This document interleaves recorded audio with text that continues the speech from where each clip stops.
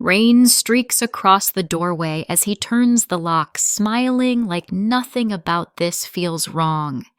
And the flickering bulb above us buzzes with an uneven pulse that makes the shadows jump and retreat in jittery patterns across the soaked porch, as if they too can sense the cruelty settling into this moment.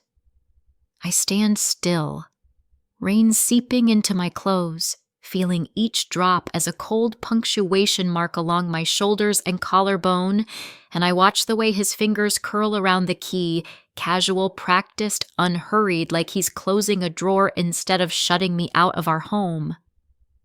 The bulb sputters again, throwing a brief glare across the glass panel in the door, and for a heartbeat I see two versions of him layered atop each other, one with the faint smirk I know too well, the other a darker silhouette warped by water and refracted light.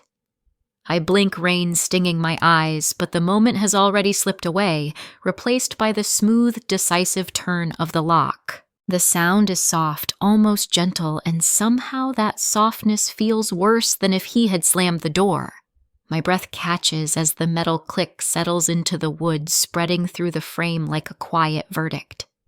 I raise my hand automatically, palm brushing the cool surface of the door, but the glass beneath my skin only reflects a distorted version of me, blurred by rain and shadow, as if I'm dissolving into the storm. I want to knock. I want to speak. I want to remind him that I'm still standing here. But the bulb hums louder, trembling in its socket, and the light quivers over the edges of his shape as he steps back inside, letting the door seal shut without a single word. Water drips down my temple along my jaw, gathering at the base of my throat where the cold settles deeper, threading itself into thought and bone. I try the handle, not out of hope, but out of confirmation, and the resistance is immediate, final. A barrier that doesn't just keep me out of the house, but out of the life I was supposed to share with him. The rain wraps around me like a warning I wasn't prepared to understand. I inhale the smell of wet concrete, old wood, and the faint trace of his cologne lingering in the air just long enough to tighten something in my chest. And then even that slips away, swallowed by the wind.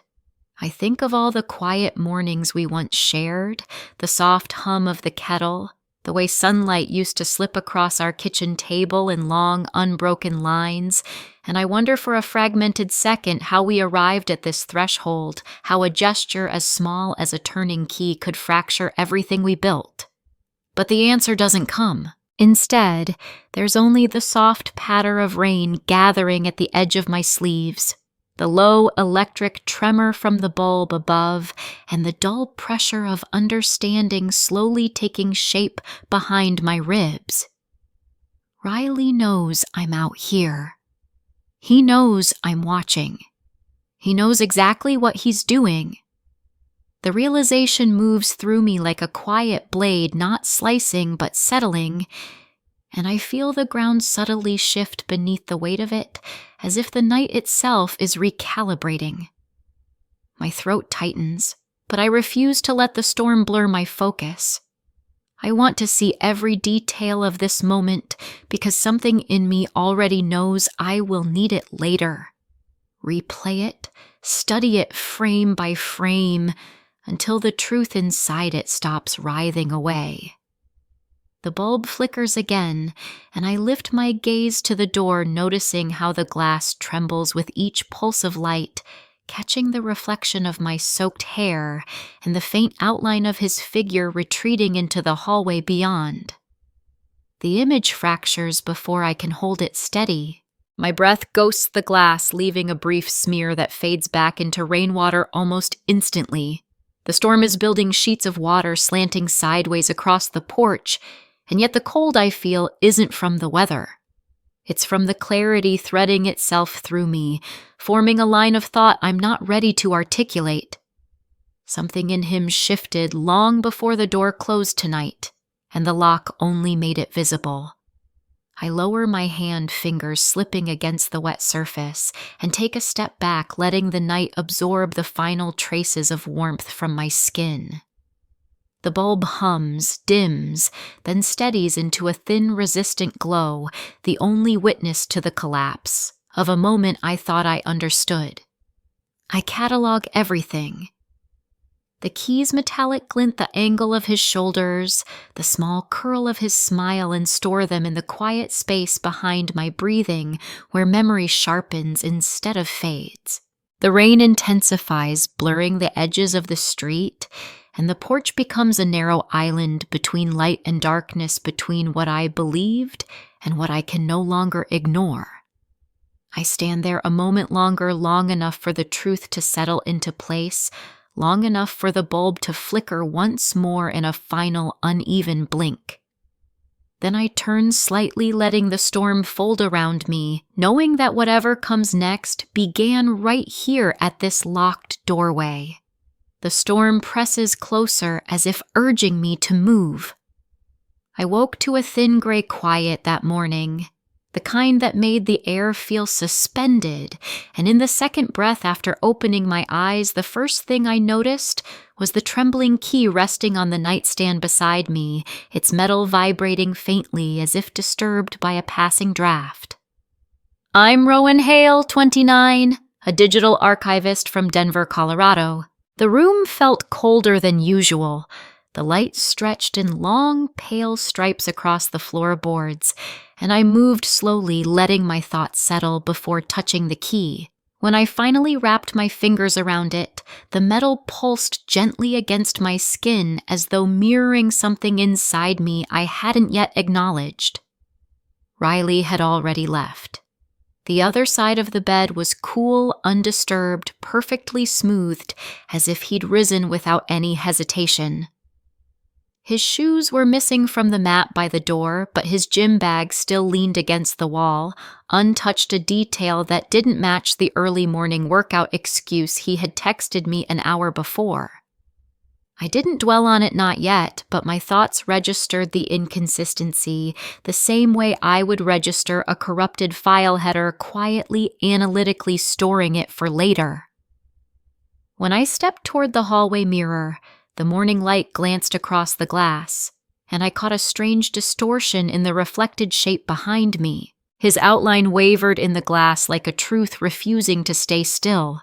The image only lasted a blink, a fleeting shimmer swallowed by the dimness of the corridor, but it left a faint ache in my chest, as if something I'd overlooked for months had finally begun to fracture. I stood there longer than I should have, waiting to see if the reflection would warp again, if the moment would repeat itself, if the truth I sensed would simmer up through the silence. Instead, the house gave nothing back except the low hum of the refrigerator and the sigh of the heating vents kicking on. I turned away, shaking off the feeling, pretending the morning was ordinary. Downstairs, the kitchen smelled faintly of old coffee grounds, and the narrow window above the sink reflected another, slightly distorted plane of light, wavering whenever the winter breeze brushed the glass. I set the trembling key beside my mug, watching it gently quiver again as I poured hot water into the kettle. The vibration felt too alive, too deliberate, as if responding to something I wasn't yet willing to name. The kettle hissed softly, wrapping steam around my hands, grounding me in the ritual of morning tasks. But the quiet continued to stretch unnaturally thin, and each small sound seemed to echo deeper than it should have. The click of the stove knob, the shift of a chair leg, the faint creak from the upstairs landing. I glanced at my phone, reading the message Riley had sent, something generic about needing an early start, and although the words were simple, the tone felt wrong, as though he were speaking from inside a different room than the one he claimed to be in. I tried to force the unease down, telling myself I was reading into things because of exhaustion, because of long work weeks, because of the storm the night before. People had off mornings. Reflections warped in old mirrors. Keys trembled on thin tabletops. Nothing had to mean anything. Still, My thoughts kept circling back to the fractured outline I'd seen behind me, the way it had flickered in and out of visibility like a shadow caught between conflicting lights. I finished my coffee, trying to push away the tension building quietly beneath my ribs, but the sensation persisted, a drifting thread pulling at the edges of my attention. When I finally stepped outside to leave for work, I paused again at the door, holding the trembling key between my fingers before sliding it into my pocket. The cold morning air brushed across my face, awakening something sharp inside me, and I realized I was waiting without consciously deciding to for another inconsistency to reveal itself. It didn't come immediately, but as I backed down the driveway, I noticed Riley's car wasn't at the gym when I drove past later.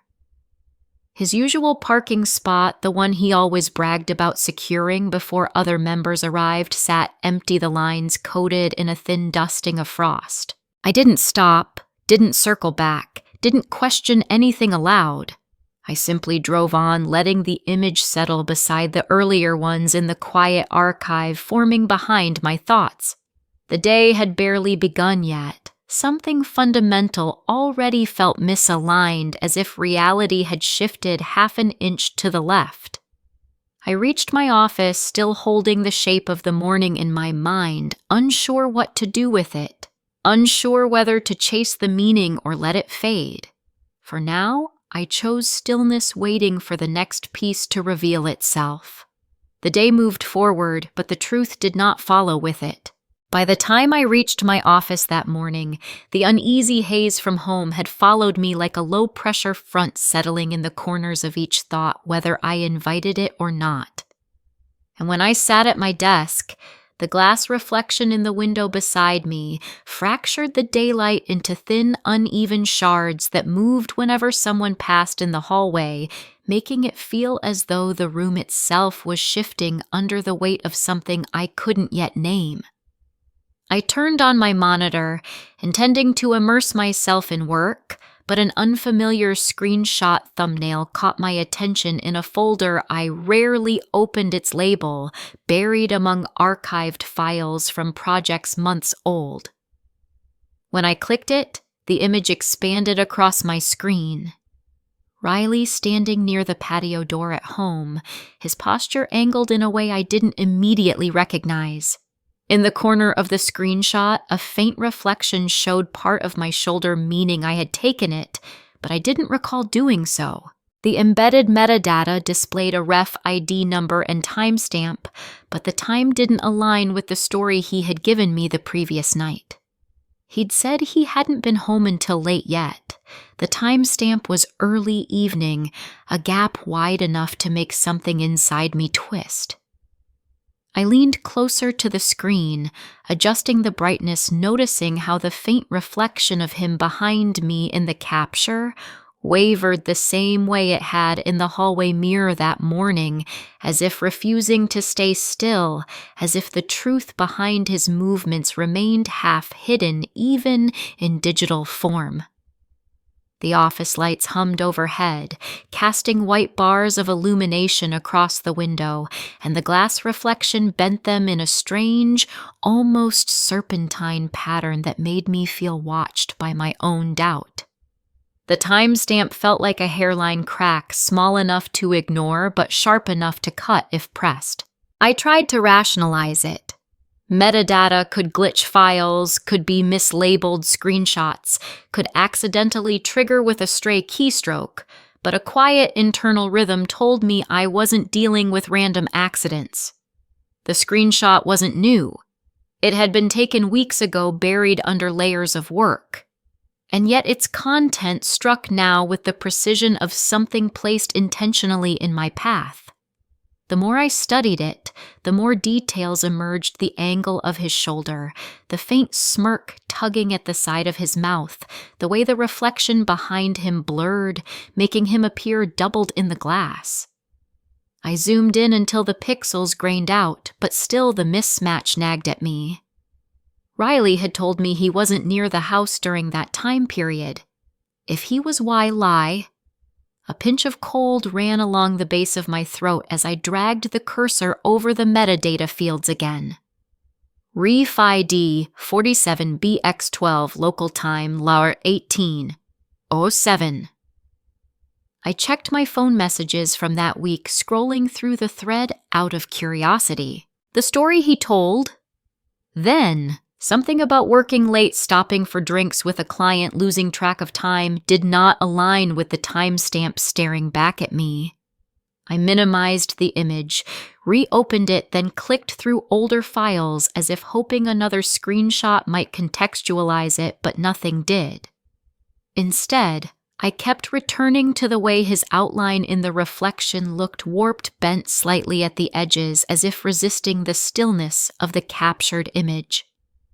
I felt a slow tightening in my chest, the same quiet pulse of unease that had fluttered inside me when the trembling key quivered beneath my fingers earlier. I rested my palms on the desk, breathing carefully, grounding myself in the subtle scratches on the wood, the faint hum of the air vent, the muted conversations drifting through the thin wall behind me. The world inside the office felt stable, logical, cataloged, yet this single screenshot introduced a fissure through the middle of my understanding, a small but undeniable signal that something about Riley's truth did not match the one I lived alongside. It was the first moment where suspicion didn't just whisper, it settled into shape. I resisted the urge to immediately confront him. Concealment mode had become instinctual for me years ago, a defense mechanism disguised as patience. Instead, I dragged the screenshot into a new folder on my desktop and renamed it quietly Sequence 01. The act of creating a sequence implied there would be more whether I admitted it aloud or not. The glass reflection in the window beside me flickered as a coworker walked by, their movement bending the light just enough to distort my own reflection, and for a second it felt like the world was confirming what I feared. Truth wasn't holding still anymore. I minimized everything on the screen, letting the monitor return to its neutral glow, but inside my thoughts the image pulsed like a slow heartbeat. I wasn't ready to draw conclusions. Conclusions required more than a single inconsistency, but I couldn't erase the awareness spreading through me, the quiet shift in perspective that made every sound in the office feel sharper, every movement more intentional. I glanced once more at the folder where the screenshot now sat tucked away but alive with implication. Then I forced myself back into my tasks, though my focus frayed at the edges. The timestamp didn't lie. The reflection didn't lie. Something else did. The first crack in his story refused to fade from view.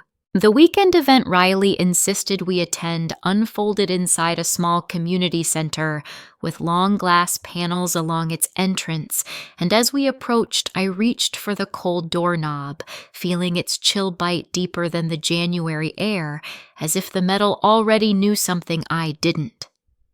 People gathered in soft clusters near the entrance, voices overlapping in warm tones completely at odds with the undercurrent tightening beneath my ribs.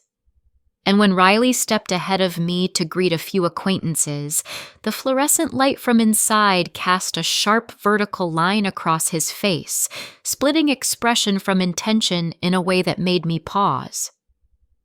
Lucia was there with her compact camera hanging from her wrist, her eyes sweeping the room for candid shots, but pausing briefly when she saw us arrive. She offered a smile, but it was a tentative one, as though she sensed something tremoring beneath the surface. We drifted into the room's wide semicircle of small talk, but Riley quickly settled into his curated charisma, sliding between conversations, effortlessly letting the glow of other people's attention dull any trace of the tension that had passed between us. I stayed close enough to hear him, but quiet enough not to disrupt his performance. That's when the slip happened. A man asked if Riley had made it home early from work the previous night because he'd mentioned needing extra rest before the weekend. Riley laughed lightly, brushing rain from the shoulders of his coat, and said he'd been home by 6, relaxed, unwinding after a long day. The words floated in the air, casual and unweighted, yet I felt them strike with precision. My breath stilled. Evidence number 2 formed instantly. His claim did not align with the timestamp from the screenshot, local time 18:07, and I knew, with ice-edged certainty, that he had lied publicly. Lucia's head lifted slightly, her camera tapping her hip as her attention sharpened, her gaze flicking between us as if registering the imbalance of tone. The contradiction landed so quietly that no one else noticed, but its impact inside me felt seismic. Riley kept smiling, kept gesturing, kept filling the room with the easy warmth he saved for strangers. I stood just behind his shoulder, watching the light shift across the glass panels, catching distorted fragments of his reflection as people moved in front of the windows. I thought I saw his outline glitch, just a tremor of shadow bending where it shouldn't, but when I blinked, it returned to normal. I inhaled slowly, letting the chill around me settle into a strange clarity, the kind that made the air feel thin and angle-sharp. I replayed his words in my mind, stacking them against the evidence from the screenshot, aligning them like 2 images meant to match, but refusing to overlay. When he finally turned my way, he placed his hand lightly against my back, the affectionate gesture practiced in public, and asked if I wanted a drink. I nodded, though I felt nothing of the warmth the moment implied. As he walked toward the beverage table, I stepped back toward the entrance, letting my fingers brush the cold doorknob again, feeling its temperature anchor me against the rising awareness that something fundamental had shifted between who Riley was privately and who he performed publicly. Lucia approached quietly, her camera balanced in both hands now, and asked if everything was all right, but her tone suggested she already suspected the answer. I told her I was fine, allowing the words to float out without any conviction. She didn't press. She just glanced toward Riley with an unreadable expression and murmured that the lighting tonight was strange, that sometimes glass made people look different. I didn't respond, but her comment landed with the weight of an accidental truth. Riley returned with 2 drinks, smiling like nothing had happened, placing one in my hand before leaning close enough for only me to hear, telling me to relax, telling me not to look so tense, telling me the night was supposed to be enjoyable. His voice carried the same brightness he used in the mirror every morning, but its edges rang hollow. The lie he'd just told made his smile feel borrowed, like he'd been practicing it for someone else. I watched him shift back into the crowd, watched the fluorescent light split along his jawline again, watched his reflection drift across the glass surfaces like a shadow trying to escape the body that cast it.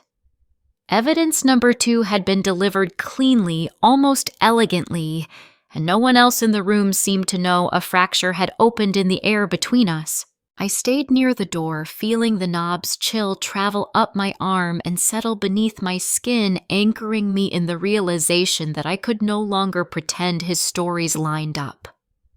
When we finally prepared to leave, Riley draped his coat over my shoulders, smiling with practiced softness, unaware or unconcerned that I had already stored his lie as the second entry in the sequence beginning to form in my mind. As we stepped out into the night, Lucia's camera clicked softly behind us, capturing a moment I knew I would need later. His smile lingered, but the truth had already stepped away from it. I returned to work the next morning with a tightness in my chest that no amount of coffee or forced breathing could smooth out, and as I stepped into the office's muted fluorescent glow, it felt as though the events of the weekend had been folded into some hidden corner of my mind, ready to press upward the moment I let my guard slip. Mason appeared near my desk before I could even set down my bag, tapping the edge of a thin file against his palm like he wasn't sure whether to hand it to me or hide it. He always had a restless energy, but today it carried an edge I hadn't seen before. When he finally extended the file, I accepted it automatically, thumb brushing the paper's sharp corner. Inside was a printed schedule stub from their department, the one Riley sometimes collaborated with, showing a meeting code and a relative date. The moment I saw the combination of numbers, my stomach tightened.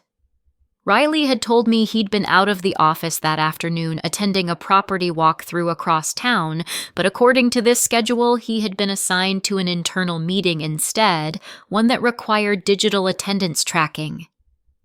As I studied the paper more closely, the edge sliced a thin line across my fingertip, a quick sting that made me hiss under my breath. A small bead of blood surfaced bright and meaningful. The cut felt symbolic, like the timeline itself was trying to mark me. Mason frowned, apologizing quietly, but his eyes lingered on me with the uncomfortable awareness of someone who knows a truth they don't yet have words for. I pressed my fingertip against a napkin from my drawer, letting the sting settle as I examined the document again, reading the meeting code, cross-referencing the date in my mind, aligning it with what Riley had told me. The mismatch was undeniable. The contradiction didn't scream. It whispered steady and precise, the same way a clock ticks in an empty room. The facts weren't dramatic, they were simply incompatible with the version of events Riley had insisted on. I looked up at Mason, and he nodded in the direction of the internal messaging logs, as if telling me without speaking that the truth was in there somewhere buried beneath the casual fabrications people weave into their day-to-day just to keep life smooth. I wondered how long he had noticed something was strange, how long he had watched me move through the office unaware of what shadows trailed behind my husband's explanations. I didn't ask him. Some questions can't be asked without unraveling the fragile balance of professional distance. Instead, I thanked him quietly, tucked the document beneath a stack of folders, and felt a soft tremor coil behind my ribs. The office around me buzzed with subdued energy phones ringing keys, clicking muted conversations blending into a steady low hum, but none of it felt grounded anymore. My attention drifted toward the window, where the light bounced off the glass, bending into distorted strips as reflections overlapped in ways that felt almost unreadable. I tried to focus on work, but every few minutes my thoughts circled back to the schedule stub, its meeting code repeating in my mind like a pattern I couldn't unsee. Riley had been lying with an ease that now felt rehearsed, his stories shifting just enough to avoid detection from anyone who didn't track details as obsessively as I did. The public contradiction at the event had already shaken loose a piece of trust, and now this quiet but irrefutable timestamp wedged itself deeper into the growing fracture. I pressed my thumb harder into the napkin to dull the sting from the paper cut, and when I pulled it away, a faint red mark remained like punctuation against the white fabric. I forced myself to breathe deeply to catalog what I knew without letting emotion cloud the edges, but there was a subtle distortion creeping into my perception now, a strange doubling between what I believed and what I saw.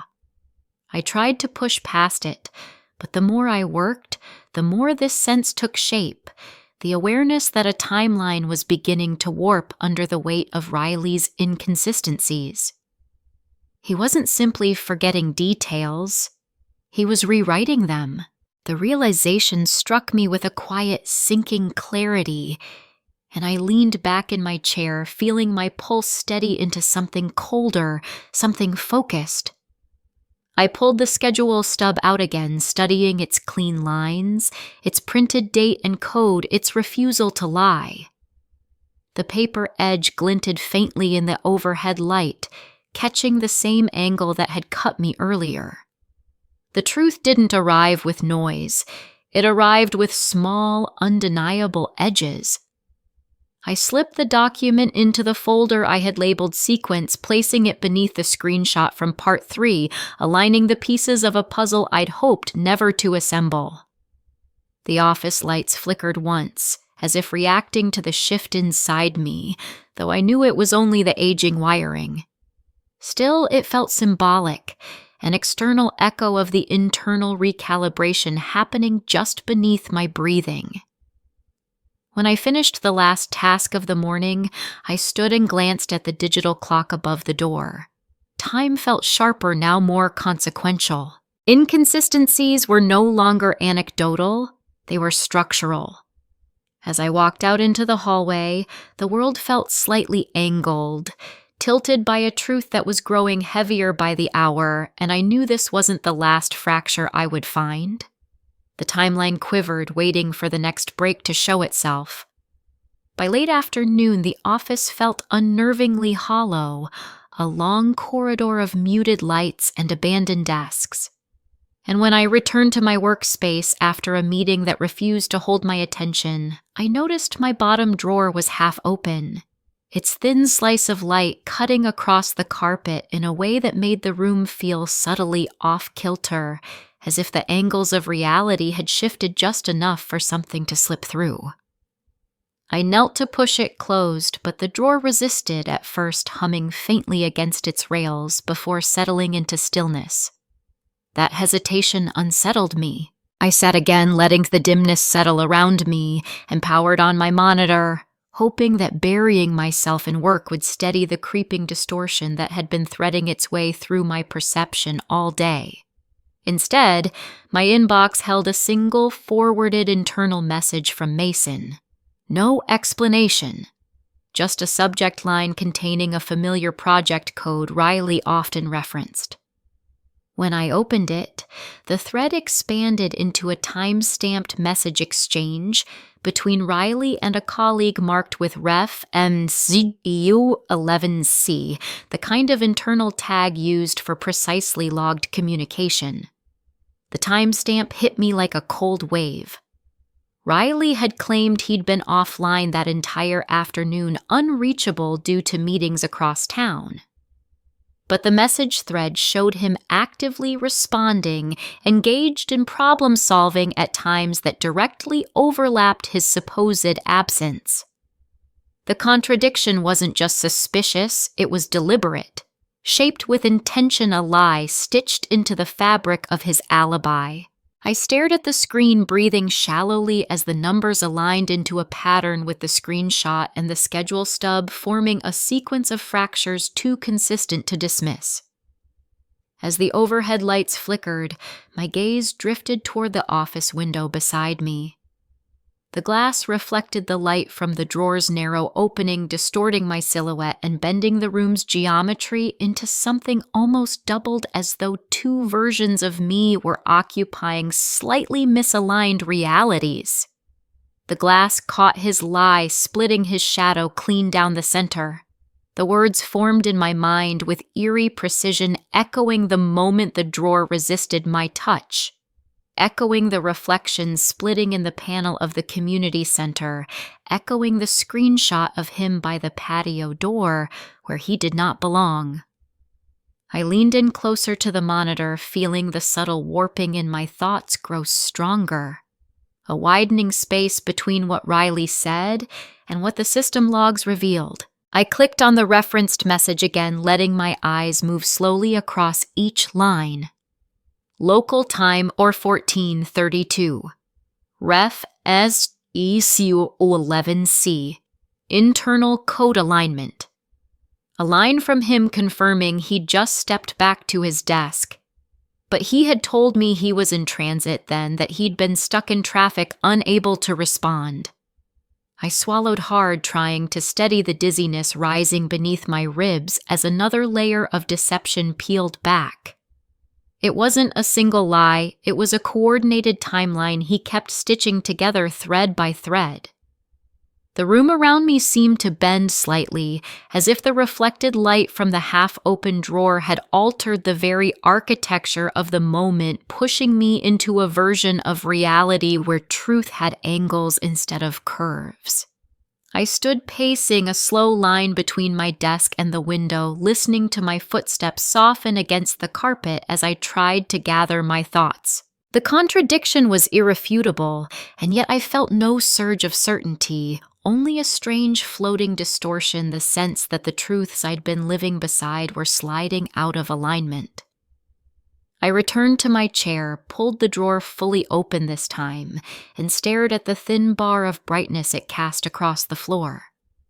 It reminded me of a surgeon's incision, precise, unforgiving. I retrieved the file I needed, ensuring the drawer slid shut smoothly, now the faint metallic click echoing in the quiet office like a punctuation mark at the end of a critical sentence. My fingers trembled slightly as I dragged evidence number 4 into the sequence folder, placing it beneath the schedule stub and the screenshot. 3 pieces now.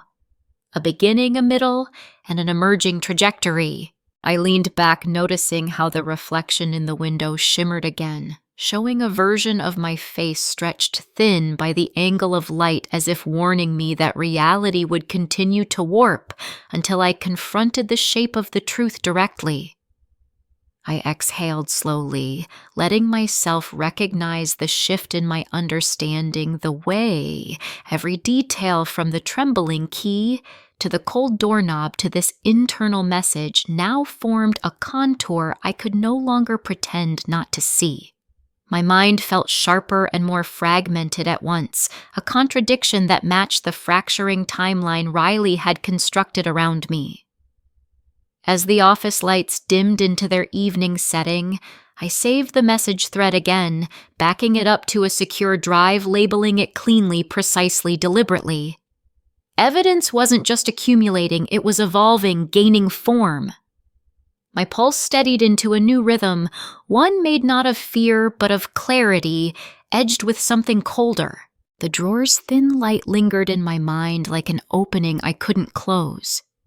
I left the office later than usual, the building's evening hush settling into my bones as if the silence itself sensed the distortion in my thoughts. And when I stepped outside into the dim parking lot, the last traces of daylight had given way to a thin metallic shadow cast by a tall signpost near the sidewalk, slicing across the pavement like a narrow blade that refused to soften. I paused beneath it, letting the chill settle into my skin as the day's contradictions pulsed behind my eyes, and that was when I heard someone call my name. Lucia approached from the far edge of the lot, her camera strap looped around her wrist, her expression carrying a mix of concern and something sharper recognition maybe, or the uneasy awareness that she had witnessed a fracture she couldn't unsee.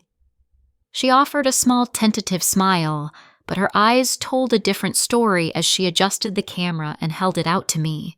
She said she had been reviewing some shots from the weekend event, trying to pick a few for a gallery submission when she noticed something odd in one of the frames, something she thought I should see.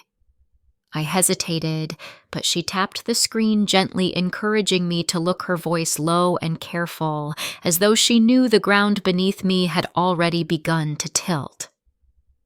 Evidence number 5 surfaced the moment I touched the camera, a photo taken unintentionally as she lowered it near the entrance of the community center, Riley's silhouette captured in the glass panel behind him at a time that didn't match his story.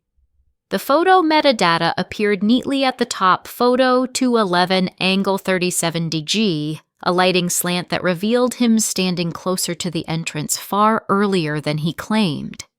His posture, the tilt of his head, the faint outline of a movement behind him, all of it contradicted the timeline he had insisted on.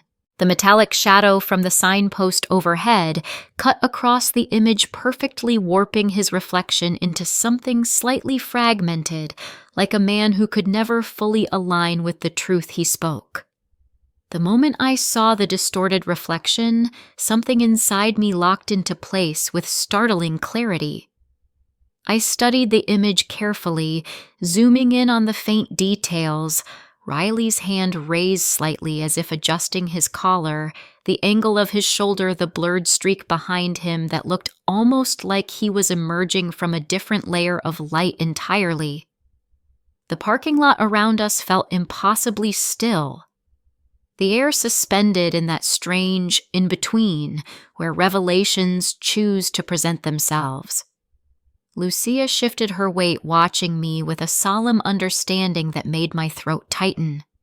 She said she hadn't meant to intrude, but the timing in the photo bothered her the way the lighting hit him at an angle that didn't match the moment he'd claimed to arrive. She apologized for bringing it up, but her voice carried a gravity that told me she understood this wasn't just an inconsistency, it was part of a pattern.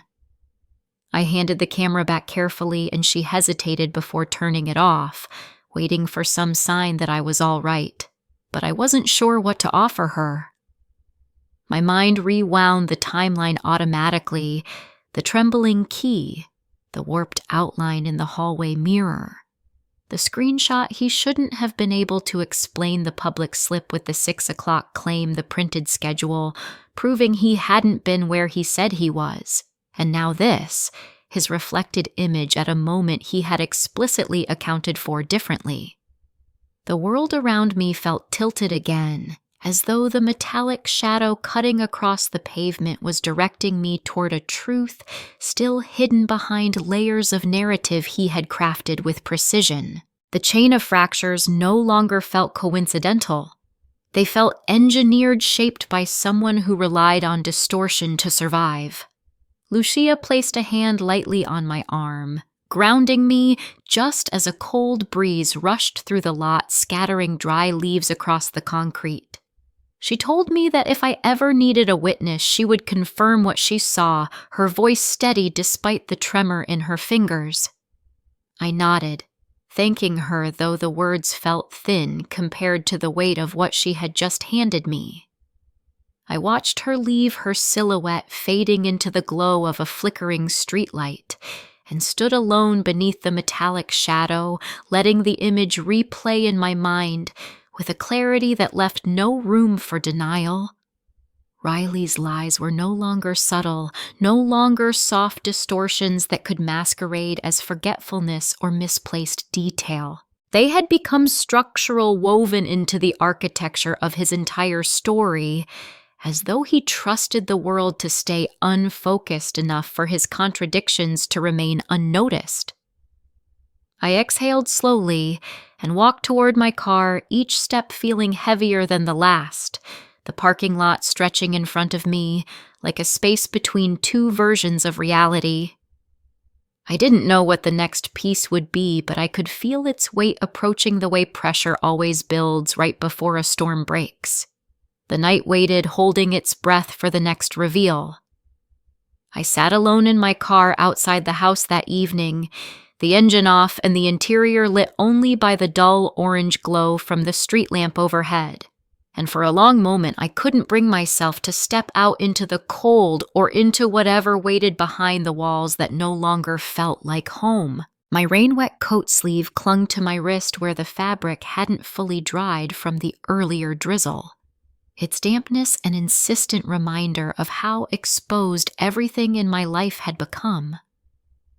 I leaned back, closing my eyes, trying to steady the uneven rhythm of thoughts that had been unraveling since Lucia showed me the distorted photo. But steadiness didn't come. Instead, a faint memory surfaced, one I had dismissed months ago, an audio file stored somewhere in the depths of my archives, something I had recorded unintentionally during a storm not unlike this one. The thought struck me sharply like a forgotten door creaking open. I unlocked my phone with hands that felt colder than the night around me and navigated through folders I rarely visited. When I found the file, Audio Seg 3A Uriwa 1, I hesitated, staring at the relative date stamp. It was from a night Riley had insisted he'd been on a late client call, unreachable. Back then, the timeline had seemed benign enough that I never questioned it. Now, with the growing sequence of contradictions pressing against my ribs, I felt an undeniable pull. I tapped the file. The recording opened with the low hiss of rain against our porch. That familiar dense pattern I had always found comforting, but beneath it faint, at first came Riley's voice closer than he should have been. He wasn't on a call. He wasn't even pretending to be. He was speaking to someone, or maybe to himself, muttering about needing to keep the story straight about being 5 minutes off won't matter about how she never cross-checks things this closely. The words knifed through me with surgical precision. The truth in his tone was unmistakable. He spoke as if I were a variable to manage an obstacle he believed he could outmaneuver with small distortions accumulating into a larger lie.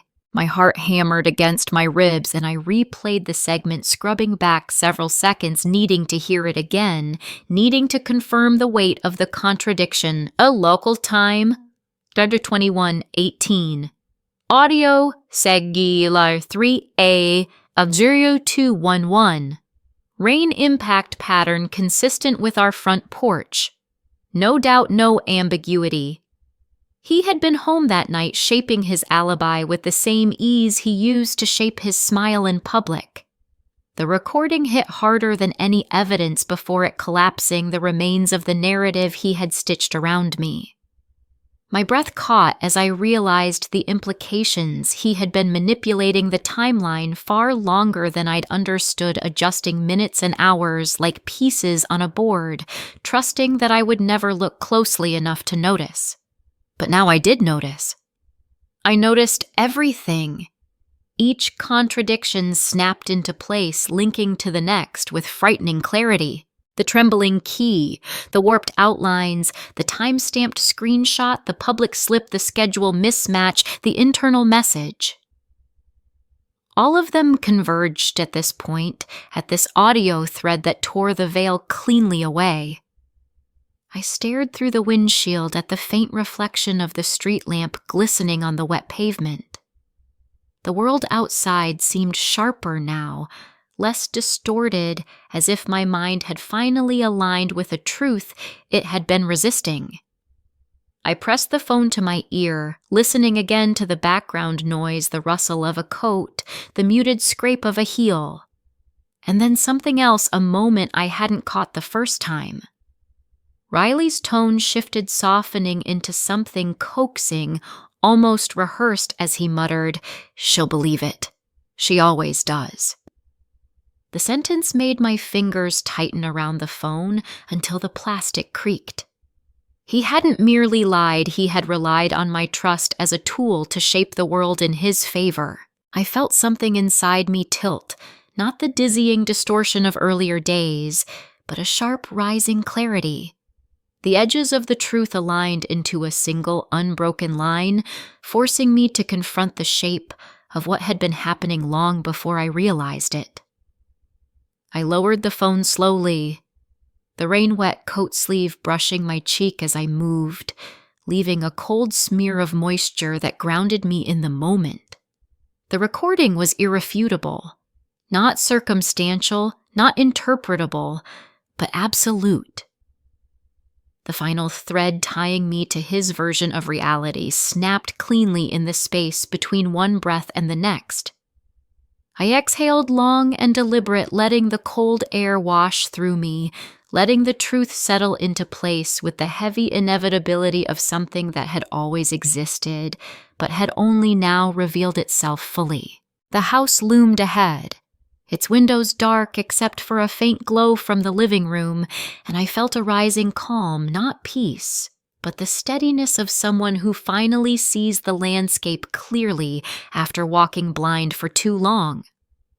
I tucked the phone into my pocket, feeling the warmth of it fade against my palm. Evidence number 6 wasn't just a fracture. It was the structural collapse of Riley's entire story. I stepped out of the car, letting the night air wrap around me, letting the damp sleeve cling to my arm, as if insisting I stay present, stay awake, stay aware. I closed the door gently, listening to its muted thud echo through the quiet street. The truth had spoken, and nothing could return to its old shape. Grandma Ada lived just far enough across town that the drive gave me too much time to replay the recording in my head, each repetition reinforcing the impact of his words until I could feel them resonating in my bones. By the time I parked in front of her house, the early evening had settled into a soft, muted haze, the kind of dimness that made everything seem suspended between clarity and shadow. I stepped inside, greeted by the familiar scent of chamomile and the quiet rustle of Ada's slippers against the floor. She took one look at me and clicked her tongue. Not out of disapproval, but out of the immediate understanding that only someone who had lived long enough to see every kind of heartbreak could possess. We sat at her small kitchen table, a dim lamp overhead casting gentle halos across the wood grain, and I laid my phone between us, its screen dark but heavy with the truth I carried. I didn't need to explain much. Ada listened the way she always had, completely without interruption, letting the silence between sentences do the sorting. When I finished, she reached into the drawer beside her and pulled out a small ceramic dish filled with peppermints, tapping her fingers along its rim before speaking. She said she wasn't surprised. She'd suspected something weeks ago, but she had waited, wanting me to arrive at the truth on my own terms. Then, with a slow inhale, she delivered evidence number 7.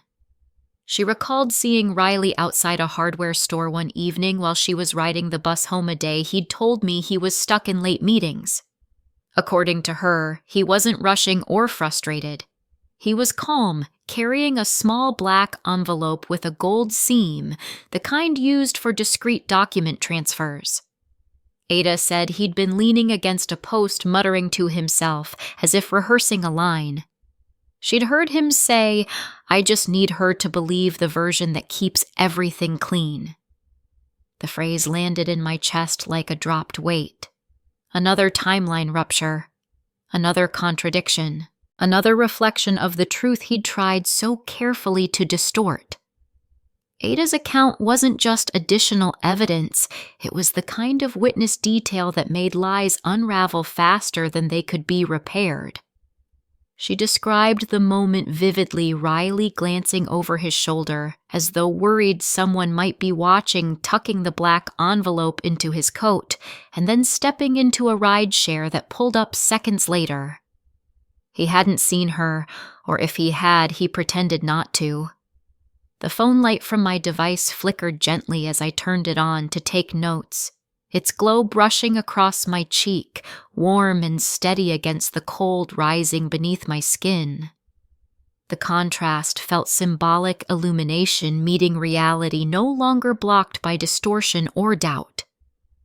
I asked Ada if she remembered the exact day, and without hesitation she gave me the date. I cross-referenced it mentally with Riley's claim that he had been guiding an investor through a property showing that evening. The mismatch was immediate and brutal. Another lie. Another engineered narrative. Ada placed her hand over mine, her skin warm and rough in a comforting way, and told me that some people wield deception like a tool, sharp, precise, designed to reshape the world into something that suits them. She said Riley had that kind of look about him every time she visited, that subtle gaze of someone assessing, adjusting, calculating. Her words didn't feel like accusations. They felt like confirmations of what I already knew. My phone buzzed on the table, lighting my cheek again, brighter this time, and I turned from Ada to stare at the screen's reflection in the window, seeing the faint outline of my face flicker in and out of alignment with the glow. The truth was no longer hiding, it was reconstructing the entire story one contradiction at a time. Ada urged me not to linger in confusion, not to allow his manipulations to twist my sense of self, not to let the accumulated fractures become a cage. She said something simple, something that settled into me like a command. Clarity is a door child. Walk through it before he closes it. I nodded slowly, my breath steady but shallow, realizing that for the first time since the night Riley locked me out in the rain, I no longer felt unsure of the ground beneath my feet. The pattern was undeniable. The sequence was complete. I gathered my phone, feeling its warmth seep into my palm, the soft residue of the light still lingering along my cheek, like a mark of recognition, and I stood with a purpose I hadn't felt in weeks. As I hugged Ada goodbye, she whispered that she would stand beside me if anything escalated, her voice quiet, but strong enough to cut through the dim kitchen air. I walked back towards the door, the faint hum of the house giving way to the cold evening outside, and as I stepped into the night, the street lamps cast long, slender shadows across the pavement, aligning perfectly with the truth now anchored inside me. The path ahead sharpened with every step I took toward it. I arrived at the community venue again, not for an event, not for the curated charm Riley always performed under its bright overhead fixtures, but because tonight, a small neighborhood meeting was taking place, open to anyone and everyone, and I knew Riley wouldn't anticipate me stepping into a public space with the kind of clarity I carried now. The air inside was warm with casual conversation groups forming and dissolving with easy familiarity. And as I moved through them, the faint crinkle of a receipt slip in my coat pocket kept brushing my fingers, grounding me with every shift of fabric. The slip had come from Riley's desk drawer, an ordinary-looking scrap at first glance. But on the back of it, he had absent-mindedly scribbled a device reference code, one I recognized from our shared network logs. I followed the code to an internal file on one of his sync devices, and what I found was the final truth: he could no longer outrun a login record from the night he claimed to be out of town, local time chapter 2341. Paired with internal ref C7A, a file containing correspondence that proved he had been actively manipulating the timeline of his whereabouts. When I entered the room, I saw him near the center sleeves rolled, performing relaxed camaraderie with the ease of a man who believed his story still held shape. But tonight, the angles had shifted. He glanced my way, surprise flickering across his face, followed quickly by the familiar smoothing of his expression into controlled calm. The fluorescent lighting cast a harsh, unwavering line across the floor, illuminating every flicker of tension traveling between us. I approached him slowly, letting the noise of the room settle into a gentle hum behind the emerging quiet around us. I didn't raise my voice, didn't demand attention, didn't break the atmosphere with anything dramatic.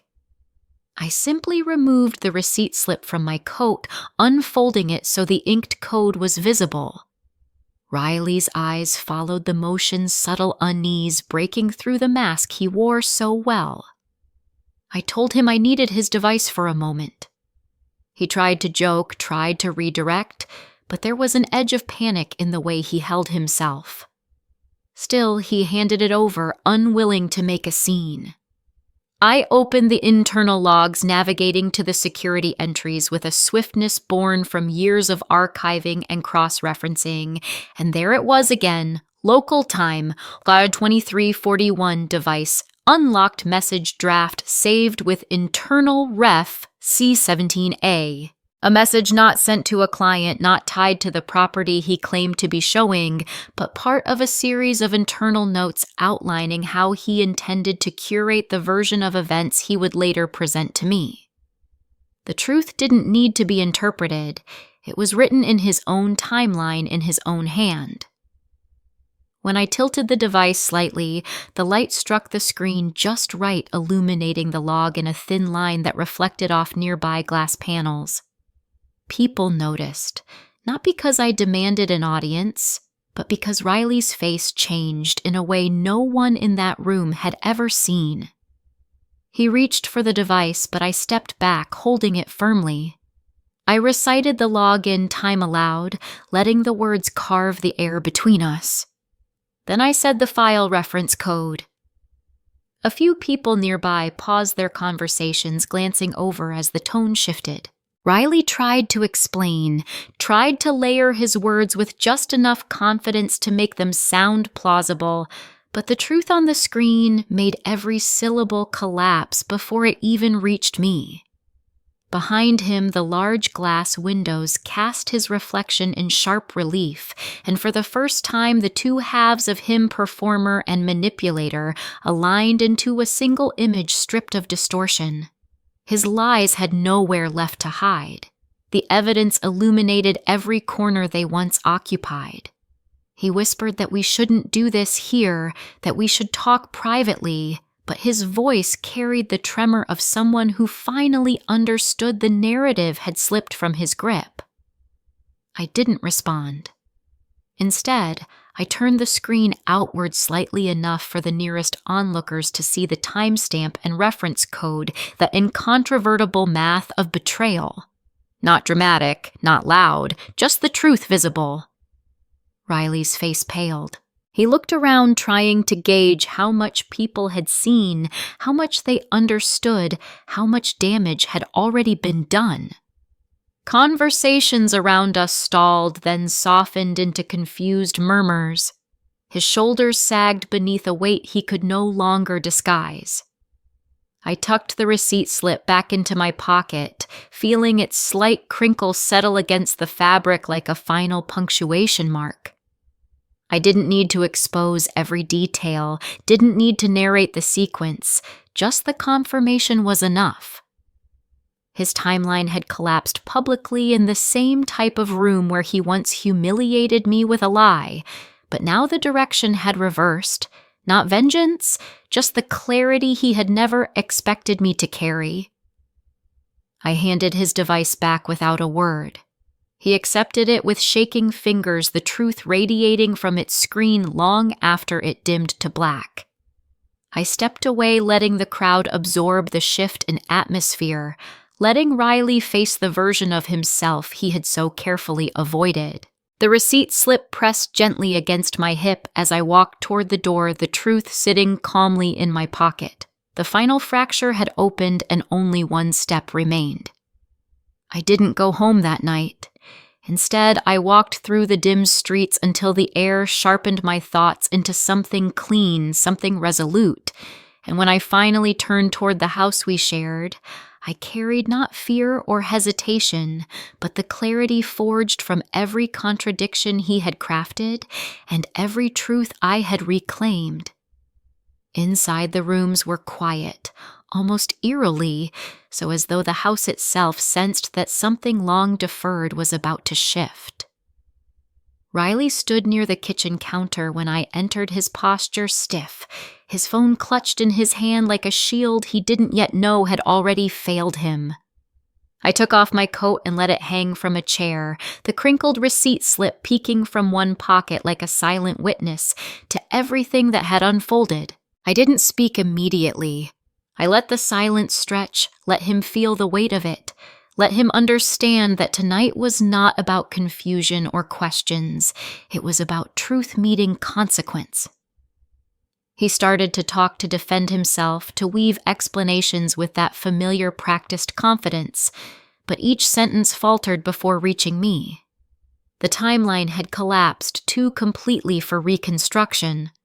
I opened the small drawer beside the counter, not the half-open one from work, but a shallow drawer we used for odds and ends, and I removed a tiny mirror we kept for quick errands. It had cracked last winter when someone dropped it on the tile, and I'd kept the largest shard because something about it felt too sharp to throw away. Now holding it in the dim kitchen light, it felt like the perfect symbol of the moment truth reflecting back at an angle he could not avoid. Riley watched me, confusion flickering under his panic, and I placed the mirror shard on the table between us, letting the overhead bulb cast a thin white line across its fractured surface. The shard didn't accuse him, it revealed him in the cold precision only broken reflections can offer.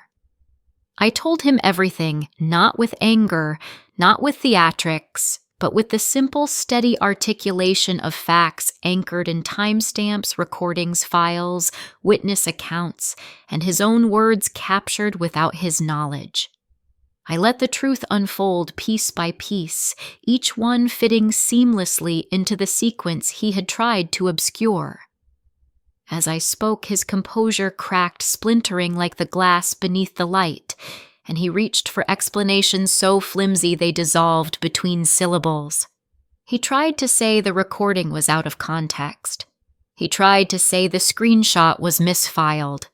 He tried to say Lucia misinterpreted what she saw. But he couldn't say anything about the internal logs on his own device, the undeniable math of betrayal written in his own data. That was the point where his voice broke, where the edges of denial gave way to something rawer, something closer to fear. I didn't shout. I didn't cry. I simply stepped closer, letting the shard catch the dim light, letting its reflection land on his face like a faint silver marking. Inside my mind, I heard Ada's voice, the fierce, unwavering command she'd spoken the night she arrived, drenched in rain and fury: burn his life. Not literally, not destructively, but morally. Strip away the lies he built his world on. And now I understood that the way to burn someone like Riley wasn't through chaos, it was through truth. His carefully crafted narrative collapsed beneath the weight of the version he could no longer manipulate. He whispered that he could fix it, that he could make things right, but every plea felt like an echo from a version of him that no longer existed. I told him the truth had already fixed things, just not in the way he imagined. I laid out what would happen next, the separation, the documentation, the time-stamped chain of evidence that formed a story even he couldn't rewrite. His shoulders sagged as the realization took hold, the magnitude of consequence settling around him. He looked at the shard on the table as if seeing himself in it for the first time, fractured and unmistakably exposed. The kitchen felt colder, then the air shifting in a way that made the moment feel final, irreversible. I didn't linger on his reaction. It wasn't the focus anymore. The focus was reclaiming the narrative he had stolen piece by piece over months. I gathered a few essential items, documents, keys, the phone that held the audio segment and its undeniable truth, and I moved toward the door. Riley followed me halfway, stopping when he realized I wasn't turning back.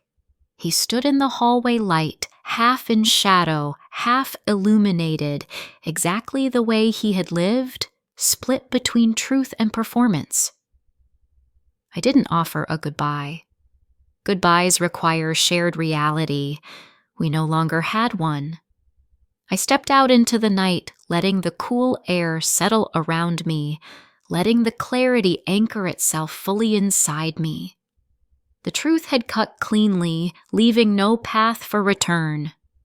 The house is silent when I return, not to stay, not to reclaim anything, but to gather the last pieces of myself that still linger in the corners of its rooms.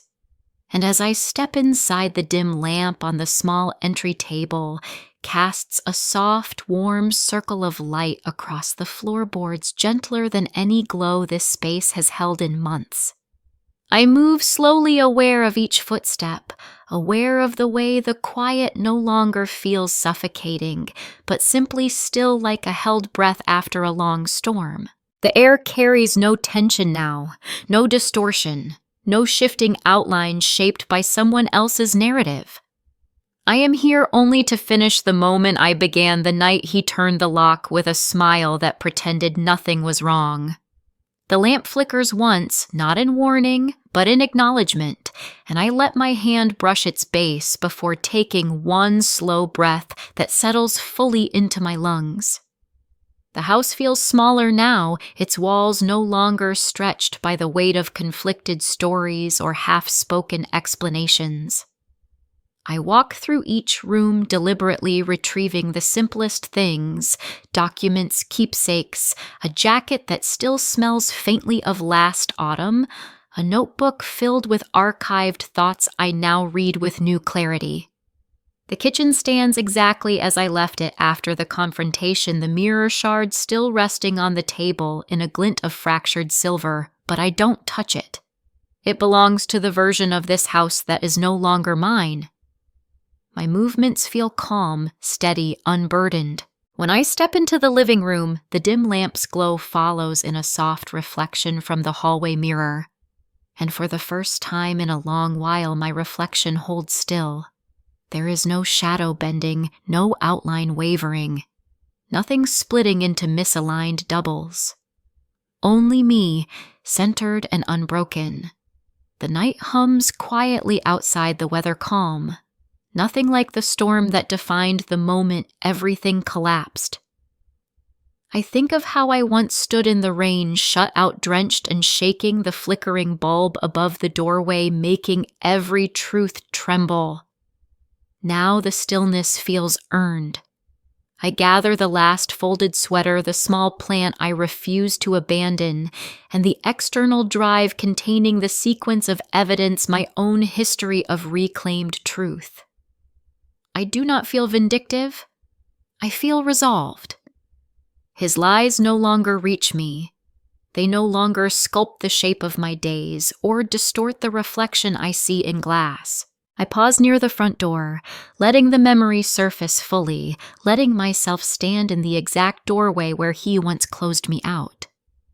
The handle is warm now beneath my fingers, not cold like that night, and the air doesn't carry the weight of betrayal, only the quiet certainty that I am leaving something already finished. I look toward the lamp again, its glow steady, unbroken, illuminating the entryway in a way that makes everything inside me finally match the world outside. The reflection finally held steady when the truth stopped hiding. I turn off the lamp, letting the room fall into a soft, natural dimness where nothing feels threatening or unclear. As the light fades, I let one last thought settle inside me. Clarity isn't loud. It's a door you walk through when you stop carrying someone else's distortions. I open the front door slowly, stepping onto the porch where the wood is still faintly stained from the storm that marked the beginning of all of this. The night air is cool, clean, touched with a hint of pine drifting from the trees across the street, and the quiet fits around me like something designed rather than imposed. I descend the steps with unhurried certainty, each footfall steady, each breath aligned with the truth I have claimed. I don't look back at the house. There's nothing left in its windows that belongs to me, nothing left in its rooms that carries my reflection. Everything ahead feels open, sharply defined without being harsh. When I reach the bottom step, I pause beneath the soft spill of streetlight and straighten the strap of my bag on my shoulder. Leaving isn't an escape. It's the final act of choosing what stays true. I walk toward my car, the quiet night unfolding around me, the air neither heavy nor charged, simply present, and when I open the door and slide inside, the interior greets me with a familiar grounding stillness. I place the sequence drive in the passenger seat, start the engine, and let the hum settle into something steady. The darkness ahead is not a void, it's a path. I take one last breath, release it slowly, and drive forward. The night opens cleanly, ready for the truth that comes next.